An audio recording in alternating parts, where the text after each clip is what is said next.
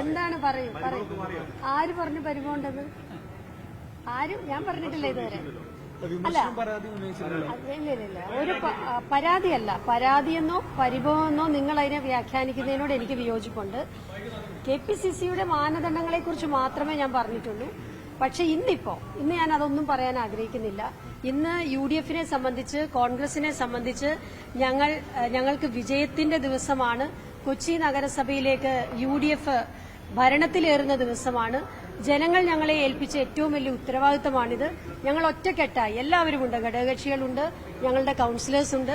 ഞങ്ങൾ എല്ലാവരും ഒറ്റക്കെട്ടായി കൊച്ചി നഗരസഭയുടെ ഭരണം ഏറ്റെടുക്കാൻ പോവുകയാണ്. അതിന് നിങ്ങളുടെ എല്ലാവരുടെയും സഹകരണം ഞാൻ അഭ്യർത്ഥിക്കുകയാണ്.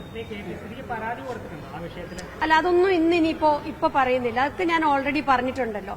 അതിൽ നിന്നൊന്നും പിന്മാറിയിട്ടൊന്നുമില്ല. പക്ഷേ ഇന്നത്തെ ദിവസം ഞങ്ങൾക്ക് വിജയത്തിന്റെ ദിവസമാണ്. ജനങ്ങൾ തന്ന വലിയ വിജയത്തിന്റെ ദിവസമാണ്. അത് ഞങ്ങൾ ഇന്ന് ജനങ്ങൾക്ക് വേണ്ടി ഇന്ന് ഞങ്ങൾ അധികാരമേൽക്കുകയാണ്.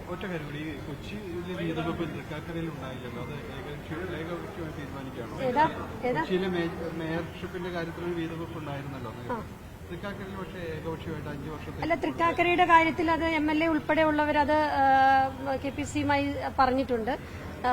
നമ്മൾ ഒരേ മാനദണ്ഡത്തിൽ വേണം തൃക്കാക്കരയിലായാലും കൊച്ചിയിലായാലും ചെയ്യാൻ.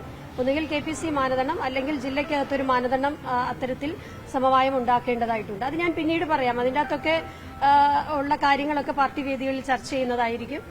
മറ്റൊന്നും പറയാനില്ല. താങ്കളുടെ പേരിൽ പല നേതാക്കളും, കൊൽനാടൻ അടക്കമുള്ള നേതാക്കളൊക്കെ തന്നെ